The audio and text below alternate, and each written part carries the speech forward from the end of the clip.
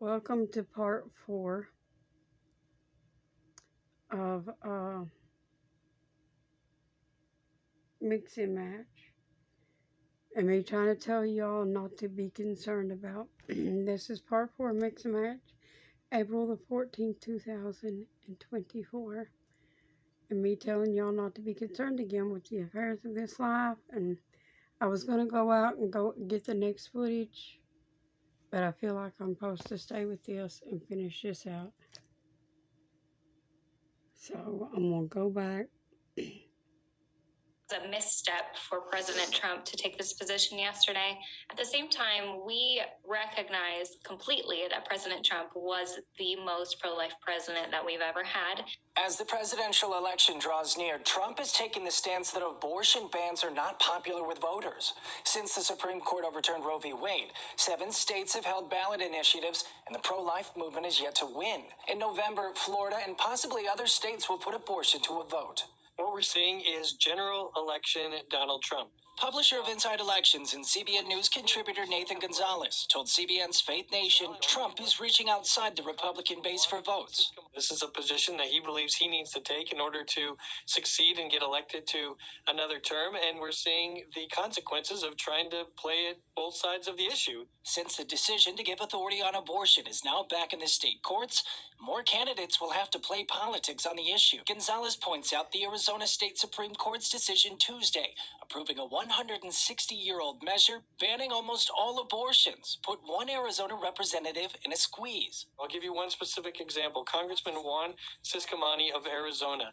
When the Dobbs decision came down, he said it was a historic day. He was kind of celebrating with the rest of the Republican Party of the pro-life movement. When this Arizona Supreme Court decision came at the states' rights issue, he said it was a disaster because he is trying to win re-election in a competitive congressional district, and he realizes that while the traditionally pro-life position might be the best moral position, it is not a politically popular decision. It's a dilemma the Republican Party is struggling to address, and its candidates will have to carefully navigate as the 2024 election season goes forward. Is abortion murder? The Bible is clear. Murder is wrong, as stated in Exodus 23. All right, now I'm going to go out and get the next footage. I stayed with that because I wanted you to hear the rest of that particular spot. There will be a link in the description box if y'all want to finish watching these. And, but now I'm going to go out and get into the next footage. Give me one moment. Okay, here's been a hot topic lately. So we're going to get in on the red heifers a little bit. No, I do not condone nor support the slaughtering of these heifers. As a Christian person, I recognize the prophetic implications. It is just further proof that the Lord is coming soon. Because this is happening now. Now, do you realize how long it's been since they've had red heifers in Israel to do this?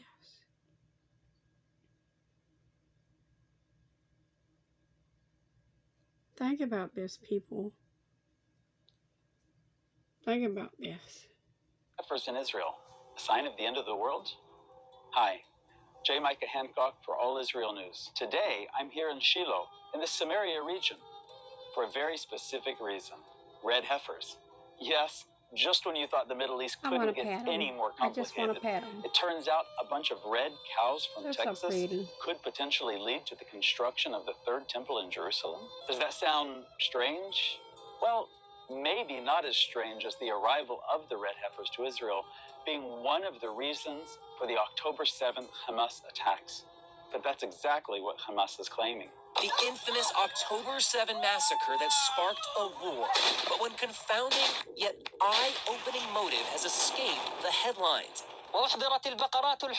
In a recent speech, a Hamas spokesman blamed the Jews for bringing red cows to the Holy Land.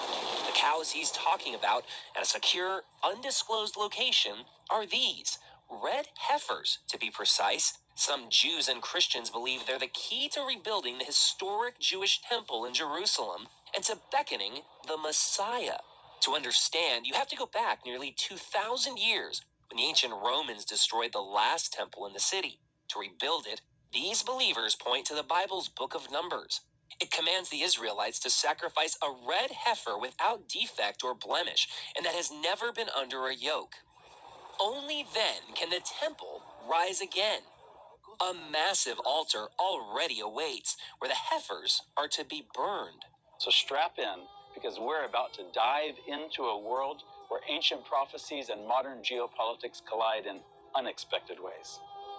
According to rumors and speculation on the internet, the arrival of the red heifers to Israel is one of the last steps before the establishment of the Third Temple, the war of Gog and Magog, and the coming of the Antichrist. Even Muslim commentators have drawn attention to the red heifers.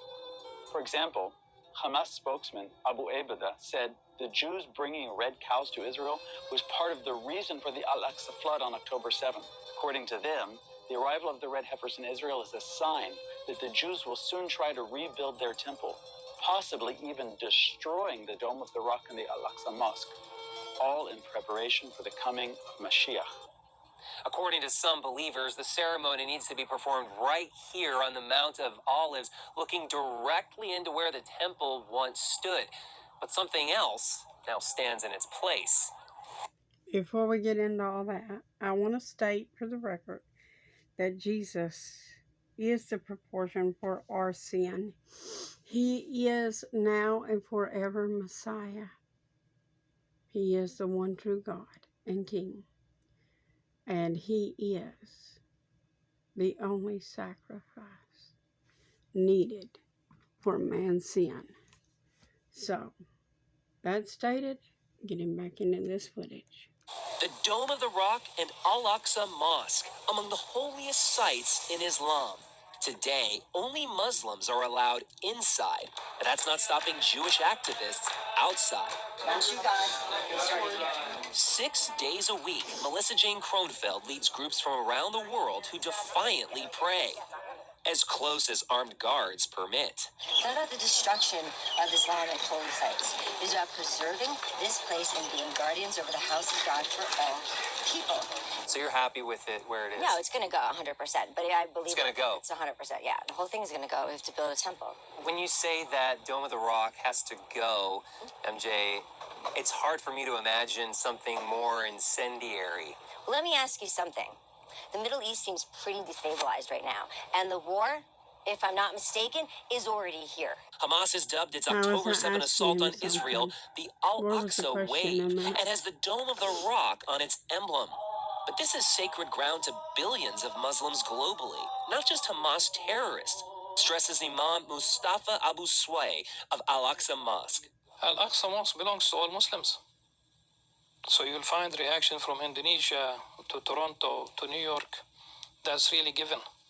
Al-Aqsa Mosque belongs to all Muslims, and the Muslims today are 2 billion people. 2 billion people. Simply by performing these acts, are these Jewish activists kicking a hornet's nest? They are. They are. A hornet's nest they're kicking all the way to Capitol Hill. So good to see you here in the nation's capital. Those sacred cows were showcased in Washington at a recent prayer gathering. Many evangelicals believe these red heifers will usher Christ's second coming. And we need the Messiah to come, right? So for me, the red heifer is red for the blood of Jesus Christ. Back in the West Bank, Mamo says the ceremony could take place any day. What is the story of these red heifers, and how did they come to Israel? Join All Israel News as we find out.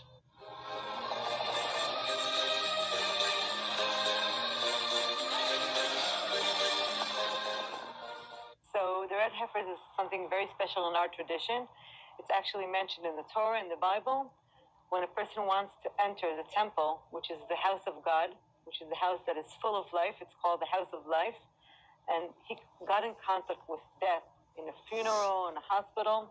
So he has to go through a process of purifying before he can enter the house of life. And this process is made with the ashes of the red heifer.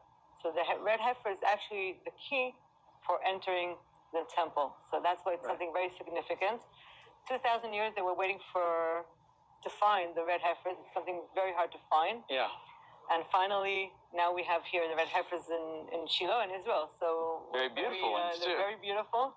So it's a special kind of cow called Red Angus, special breed. That they're in the right color. Their color is not red like ketchup, but more like brownish red. Right. And the special thing about them that they can't have even two hairs on different color. So it was very hard to find. And finally, they found 5 of them in farms in Texas, and they were brought here to Israel. So it's a big thing in our tradition. And if you wanted to explain, there have been a lot of conspiracy theories and different ideas going around. If you wanted to explain to somebody in the world, why is this a good thing? So the temple, the house of God, it says in the Bible, it's the house of love and prayers and peace for all nations. Right. It's the house that will bring blessings for all people, including the Muslims. Right. And our role as the Jewish people is to bring this light and the teaching of God to the whole world in peaceful ways, in loving way. This is our role. And the temple stood on the Temple Mountain 2,000 years ago. Right. This is a place that the world was created, and this is a place that the presence of God is most strong in this place. Right. So that's why the temple should be there for the light to be able to come to all nations, for everybody to be inspired from it and enjoy from it. Actually, even in the New Testament, there is a passage where Jesus, in Hebrew Yeshua, he comes to the temple and he quotes from the prophets and says, that it's written that my house will be a house of prayer for all nations. I think that that's something that even everybody around the world can understand, that okay, this is not just one group of people saying, we want this, but this is a place of blessing for all nations. What I find interesting about this whole situation, we heard earlier the story of how the red heifers were found and brought here, and there was a long period of time where every time they would hear about red heifers and go and look, it was already disqualified. Right. Red hairs and white hairs growing together, or black hairs, there's something that happened. And here, in a very, you could almost say miraculous way, we got a bunch all at one time.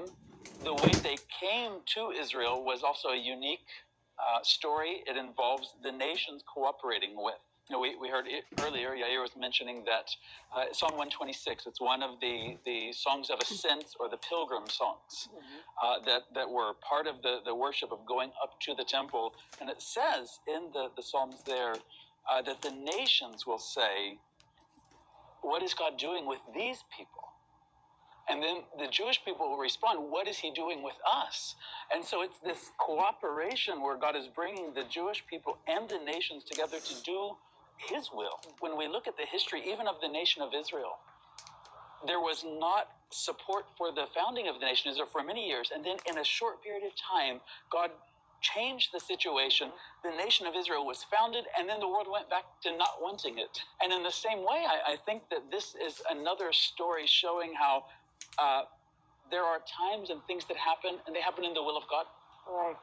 I feel it very strongly. Also, I'm a daughter I of feel that it founders of is Shiloh. My parents came fulfillment here in of the 1978 when all this wow. area was completely empty. And they came here from a dream to find the ancient place of the tabernacle and to build it again. And slowly it grew, and we opened here a visitor center. Now we know where the tabernacle stood, and we found here amazing findings that prove that the tabernacle was here. And now thousands and thousands of people from all over the world come here. And before we were here, nobody came here. Right. So I feel we came here not for ourselves, but for all nations to be inspired from the light of God and from the presence of God here in Shiloh, and of course also in Jerusalem. And this is part of our role, to bring the light and teaching of the Torah in the world and God to the whole world.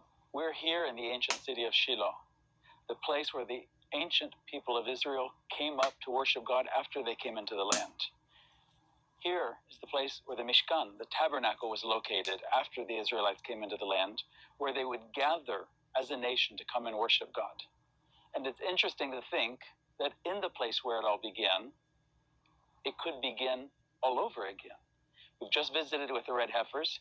You've seen them for yourself. right here in Israel. What is the significance of a red heifer in the Bible? And is a red heifer a sign? Okay, I will see you in the next part. And I just wanted to cover that. But I will see you in the next part.